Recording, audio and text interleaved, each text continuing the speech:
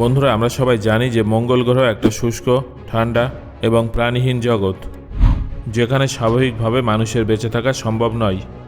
তবুও বিজ্ঞানীরা আধুনিক প্রযুক্তির সাহায্যে সেখানে মানুষের ভবিষ্যৎ বাসস্থানের সম্ভাবনা খুঁজে চলেছেন। এই নিস্তব্ধ লাল গ্রহটাকে ঘিরে মানুষের কৌতূহল এবং আশা দিন দিন আরও বেড়ে চলেছে। কিন্তু এখন প্রশ্ন হলো, কেন আমরা পৃথিবী থেকে প্রায় 21 কোটি কিলোমিটার দূরের এই গ্রহে পৌঁছানোর জন্য এত চেষ্টা করছি? কেন মানুষ মঙ্গল গ্রহকে ভবিষ্যতের নতুন বাসস্থান হিসেবে ভাবছে? মঙ্গলের এক মারাত্মক ধূলিঝড়ের কারণে শেষ হয়ে যাওয়া অপরচুনিটি রোভার শেষ মুহূর্তে কী বার্তা পাঠিয়েছিল? এই সমস্ত রহস্য সম্পর্কে জানার জন্য ভিডিওটা শেষ পর্যন্ত অবশ্যই দেখুন। তাহলে চলুন শুরু করা যাক। বিজ্ঞানীদের মতে পৃথিবীতে মানুষের জন্য যে সমস্ত প্রাকৃতিক সম্পদ আছে তা ধীরে ধীরে শেষ হয়ে আসছে। হিমবাহ গলছে, নদী শুকিয়ে যাচ্ছে এবং বিষুবরেখার কাছাকাছি বসবাস করা দিন দিন কঠিন হয়ে যাচ্ছে। অনুমান অনুযায়ী 2100 সাল নাগাদ যদি আমরা গ্রিন হাউস এফেক্টকে নিয়ন্ত্রণ করে ফেলি, তাও পৃথিবীর হিমবাহের একটা বড় অংশ গলে যাবে, যার ফলে পানীয় জলের চরম সংকট দেখা দেবে। এছাড়াও যদি আমাদের পৃথিবীতে কোনো বড় বিপর্যয় আসে, যেমন কোনো বিপজ্জনক মহামারী, বিশ্বব্যাপী পারমাণবিক যুদ্ধ কিংবা কোনো গ্রহাণুর আঘাত, তাহলে মানব সভ্যতাকে টিকিয়ে রাখার জন্য আর কোনো বিকল্প থাকবে না। ডাইনোসরদের মতো মানুষেরও বিলুপ্তি ঘটতে পারে। এই বিনাশের দিক থেকে বাঁচতে গত কয়েক বছর ধরে একটা সেকেন্ড হোম খোঁজার কাজ চলছে। আর এই দ্বিতীয় বাড়িটা পৃথিবীতে নয়, বরং মঙ্গলে থাকতে পারে বলে অনুমান করা হচ্ছে। 2050 সালের মধ্যে বিজ্ঞানীরা মঙ্গলে একটা মানব বসতি গড়ে তোলার পরিকল্পনা করছেন, আর হয়তো তারা এই স্বপ্ন পূরণ করতে সফল হবেন। এই মিশনের জন্য বিজ্ঞানীরা আমাদের প্রতিবেশী গ্রহ মঙ্গলকেই কেন বেছে নিয়েছেন জানেন? কারণ মঙ্গল ও পৃথিবীর মধ্যে অনেক মিল আছে। যেমন মঙ্গল গ্রহে একদিন প্রায় 24 ঘন্টা 37 মিনিটের হয়ে থাকে, অর্থাৎ পৃথিবীর একদিনের তুলনায় প্রায় 37 মিনিট বড়। মঙ্গলেও পৃথিবীর মতো গ্রীষ্ম, শীত, শরৎ ও বসন্তকাল দেখা যায়। তবে এই ঋতুগুলো পৃথিবীর তুলনায় দীর্ঘ হয়, কারণ মঙ্গলের এক বছর অনেক বড় হয়ে থাকে। মঙ্গলের এক বছর হয় 687 দিনে। পৃথিবীর মতো মঙ্গলেও প্রাচীন নদী, হ্রদ এবং বরফের চিহ্ন পাওয়া গেছে। শুধু তাই নয়, পৃথিবীর মতো মঙ্গলের উত্তর ও দক্ষিণ মেরুতে বরফ জমা আছে। পৃথিবীর মতো মঙ্গলেও পাহাড়, উপত্যকা, মরুভূমি এবং আগ্নেয়গিরি আছে। এমনকি সৌরজগতের সবথেকে বড় আগ্নেয়গিরি অলিম্পাস মন্সও মঙ্গলে অবস্থিত। সবশেষে মঙ্গলে সামান্য হলেও গ্র্যাভিটি এবং বায়ুমণ্ডল আছে। এই সমস্ত বৈশিষ্ট্যের কারণেই মঙ্গলকে মানব বসতির জন্য বেছে নেওয়া হয়েছে। যদিও মঙ্গল গ্রহ পৃথিবীর মতোই, কিন্তু তাও পুরোপুরি পৃথিবী নয়। কারণ সেখানে জমে থাকা বরফের চিহ্ন পাওয়া গেছে ঠিকই, কিন্তু সেই জল নদী বা নালায় তরল আকারে বয়ে চলে না, যে চাইলেই ব্যবহার করা যাবে। মঙ্গলের মাটি থেকে বের করা এবং তাকে ব্যবহারের যোগ্য করে তোলার জন্য অনেক উন্নত যন্ত্রপাতির প্রয়োজন হবে। দ্বিতীয় সবথেকে গুরুত্বপূর্ণ বিষয় হলো অক্সিজেন। পৃথিবীর বায়ুমণ্ডলে 20% অক্সিজেন থাকলেও মঙ্গলের বায়ুমণ্ডলে মাত্র 0.13% অক্সিজেন আছে এবং বাকি 99.87% কার্বন ডাইঅক্সাইড আছে। সেখানে অক্সিজেন তৈরির জন্য অত্যন্ত উন্নত সিস্টেমের প্রয়োজন হবে। আর সবথেকে গুরুত্বপূর্ণ বিষয় হলো, মঙ্গলে দিনের বেলাতে তাপমাত্রা 20 ডিগ্রি আশেপাশে থাকলেও রাতে ঠান্ডা ভয়ঙ্কর রূপ নেয়, -159 ডিগ্রিতে পৌঁছে যায়। তাই সেখানে মানুষের শরীরকে বাঁচাতে স্ট্রং প্রোটেকটিভ স্যুটস এবং হিট শেল্টারের প্রয়োজন হবে। তবে এই সব কিছুর পরেও কিন্তু আপনি সেখানে অবাধে ঘুরতে পারবেন না, কারণ মঙ্গলের নিজস্ব কোনো শক্তিশালী চুম্বক ক্ষেত্র নেই, যা মানুষকে সূর্যের বিপজ্জনক রেডিয়েশন থেকে রক্ষা করতে পারবে। এই রেডিয়েশন মানুষের শরীরে ক্যান্সারের মতো মারণব্যাধি সৃষ্টি করতে পারে। এই সমস্ত সমস্যা মোকাবেলায় বিজ্ঞানী মহল গত কয়েক বছর ধরে কাজ করে চলেছেন।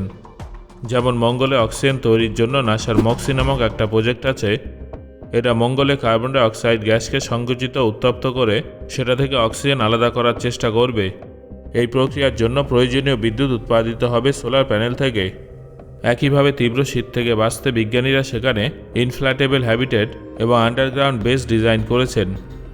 এই বেসগুলো মঙ্গলের মরুভূমিতে বা পাহাড়ের নিচে তৈরি করার পরিকল্পনা আছে। রেডিয়েশন থেকে রক্ষা পাওয়ার জন্য হয় মঙ্গলে মাটির নিচে বাংকার তৈরি করতে হবে, অথবা বিশেষভাবে ডিজাইন করা ভারী ও সুরক্ষিত স্যুট ও শেল্টার ব্যবহার করতে হবে।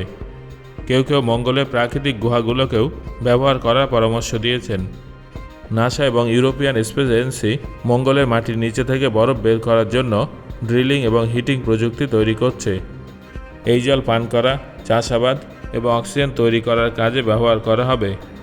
মানব বসতি টিকিয়ে রাখতে খাবারের জন্য কন্ট্রোলড এনভায়রনমেন্ট এগ্রিকালচারের ধারণা তৈরি হয়েছে, যেখানে জল, আলো, বাতাস সবই কৃত্রিমভাবে নিয়ন্ত্রণ করা সম্ভব হবে। তবে মঙ্গলে এমন একটা সমস্যা আছে, আর সেটা হলো এখানকার বিশাল ধূলিঝড়। এই ধুলোঝড় কেবলমাত্র ছোট একটা জায়গায় দেখা যায় না, বরং পুরো গ্রহকে গ্রাস করে নেয়। প্রতি 3 বছর অন্তর মঙ্গলে এই ধরনের ধূলিঝড় দেখা যায়। এই ঝড়ের ধুলো এতটাই ঘন হয় যে মাসের পর মাস সূর্যের আলো মঙ্গলের পৃষ্ঠ পর্যন্ত পৌঁছাতে পারে না, এবং এটা মানব প্রযুক্তির জন্য একটা বিশাল বড় হুমকি। সোলার প্যানেল থেকে শুরু করে যোগাযোগ ব্যবস্থা সব কিছুই অকেজো হয়ে যেতে পারে। মানুষ যদি মঙ্গলে কলোনি গড়ে তুলতে চায়, তাহলে এই শক্তিশালী ঝড়গুলোর মোকাবেলা করতেই হবে। কিন্তু সমস্যা হলো, আমরা আজও এই ঝড়গুলোর আসল কারণ পুরোপুরি জানতে পারিনি। হয়তো আমাদের কিছুটা ধারণা আছে, কিন্তু আমরা পৃথিবীতে এই ঝড় থামাতে পারছি না। সেখানে মঙ্গল তো অনেক দূরের কথা। মঙ্গল সবসময় এরকম ধুলোময় ছিল না। একসময় এই গ্রহটা সবুজ এবং প্রাণে ভরপুর ছিল। এখানে ঘন বায়ুমণ্ডল ছিল এবং জলও প্রবাহিত হতো। কিন্তু কোটি কোটি বছর ধরে মঙ্গল শুকিয়ে যেতে থাকে এবং বায়ুমণ্ডল ধীরে ধীরে মহাকাশে বিলীন হয়ে যায়। আজ মঙ্গলের বায়ুমণ্ডল পৃথিবীর তুলনায় মাত্র 1%, যা প্রায় নেই বললেই চলে। তবে বিজ্ঞানীদের মতে এই ঝড়ের পেছনে বড় কারণ হলো মঙ্গলের তাপমাত্রা। যখন বায়ুমণ্ডল ঘন থাকে তখন তা সূর্যের তাপকে বাধা দেয় এবং মাটির তাপকে শুষে নেয়।